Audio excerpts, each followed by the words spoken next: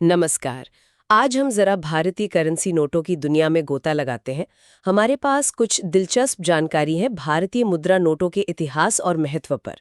मकसद ये है कि समझें कि ये नोट कहाँ से आए, कैसे बदले और सिर्फ पैसे के अलावा इनका क्या मतलब है। और पता है, एक टाइम पे 10,000 रुपए का नोट भी होता था भारत में। चलिए ऐसी ही कुछ बातें करते हैं आज। बिल्कुल। और ये जानना जरूरी है कि ये नोट इस सिर्फ लेन देन की चीज नहीं है। ये हमारी पहचान, हमारी संस्कृति, हमारी आर्थिक कहानी बहुत कुछ कहते हैं। तो ये कागज वाली मुद्रा, इसकी शुरुआत कैसे हुई? मैंने सुना है 18वीं सदी में कुछ प्राइवेट बैंकों ने कोशिश की थी। हाँ, कुछ कोशिशें हुई थी, पर जो ऑफिशियल शुरुआत है वो 1861 में हुई, ब्रिटिश सरकार के टाइम में। पेपर करेंसी एक्ट आया था। अच्छा। फिर जाहिर है एक बड़ा मोड़ आया 1935 में। आरबीआई बना, हाँ, रिजर्व बैंक। जी। और 1938 से फिर आरबीआई ने नोट जारी करना शुरू किया। मतलब एक तरह से सेंट्रलाइज हो गया पूरा सिस्टम। और आजादी के बाद पहला अपना भारतीय नोट कौन सा था?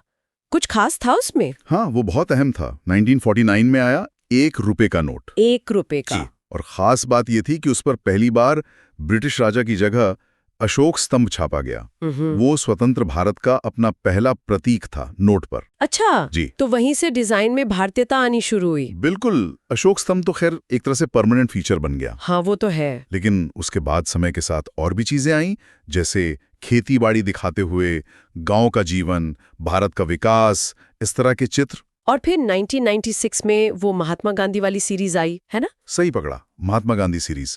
उसने तो नोटों को एक स्टैंडर्ड लुक दे दिया। और फिर 2016 वो नोटबंदी तो शायद ही कोई भूला होगा।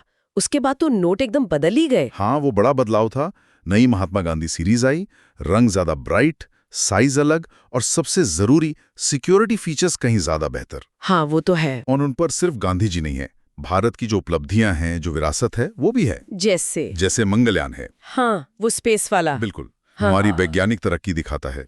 फिर हम्पी का रथ है, रानी की वाव है, ये सब हमारी पुरानी समृद्ध धरोहर दिखाते हैं। हर डिजाइन के पीछे एक कहानी है। सही बात है। और हमारा रुपए का सिंबल भी तो नया ही है, 2010 में आया था। जी, डी उदय कुमार ने डिजाइन किया था। हाँ। वो भी हमारी मॉडर्न पहचान का हिस्सा बन गया है। ये सब नोट छापता कौन है वैसे, और पूरे देश में पहुंचते कैसे हैं?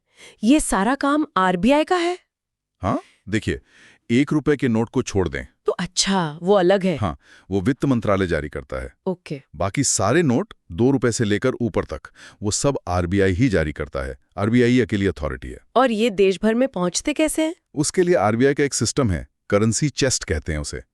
बैंकों की शाखाओं में ये चेस्ट होते हैं, वहां से नोट पूरे इलाके में पहुंचते हैं। अच्छा। और नोट पे जो आरबीआई गवर्नर का साइन होता है, उसका क्या मतलब है? वो सिर्फ एक दस्तखत नहीं है, वो आरबीआई की गारंटी है। एक वादा है कि मैं धारक को इतने रुपए अदा करने का वचन देता हूं। हाँ, लिखा होता है वो। जी।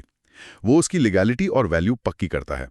और आरबीआई की एक क्लीन नोट पॉलिसी भी है। हाँ, वो क्या है? मतलब कोशिश ये रहती है कि चलन में साफ सुथरे नोट रहें, गंदे फटे नोटों को चलन से हटाया जाए। हालांकि ये बहुत बड़ा काम है, लगातार चलता रहता है। हाँ, इतने बड़े देश में मुश्किल तो होगा ही। नोटों की उम्र भी ज्यादा नहीं होती होंगी? नहीं, खासकर छोटे नोटों की, जैसे 10 रुपए का नोट, वो साल भर ही चल पाता है औसतन। बड़े नोट 100 या उससे ऊपर के, वो शायद 3-5 साल चल जाते हैं। सिक्के तो खैर सालों साल चलते हैं। पर इन सब में सबसे बड़ी चुनौती तो शायद जाली नोटों की रही है ना? बिल्कुल बिल्कुल। फेक करेंसी एक बहुत बड़ा सिरदर्द है इकोनॉमी के लिए, और इसका कनेक्शन अक्सर गैर कानूनी कामों से, काले धन से होता है। हाँ, सुना है। 2016 की नोटबंदी का एक बड़ा मकसद ये जाली नोटों का नेटवर्क तोड़ना भी था। अच्छा। इसलिए जो नए नोट आए, उनमें सिक्योरिटी फीचर्स बहुत एडवांस्ड हैं। वो सिक्योरिटी थ्रेड है, वाटरमार्क है, रंग बदलने वाली स्याही है। हाँ, वो टेढ़ा करके देखने पर रंग बदलता है। जी। और जो देख नहीं सकते, उनके लिए भी खास उभरे हुए निशान हैं, ताकि वो पहचान सकें। पर अब तो दुनिया डिजिटल हो रही है। यूपीआई, वॉलेट्स, ये सब कितना आम हो गया है। तो क्या नोटों का टाइम अब जा रहा है? आरबीआई का अपना डिजिटल रुपया, ई रुपया भी आ गया है। ये एक बहुत इंटरेस्टिंग मोड है। यूपीआई वगैरह ने पेमेंट बहुत आसान कर दिया है, ये बात सही है। हाँ। लेकिन ई रुपया वो थोड़ा अलग है। वो आपके बैंक अकाउंट से जुड़ा हुआ नहीं है सीधे तौर पे। वो खुद में आरबीआई द्वारा जारी डिजिटल कैश है। मतलब जैसे आपकी जेब में कागज का नोट होता है, वैसे ये डिजिटल नोट होगा, जिसकी गारंटी सीधे आरबीआई की होगी।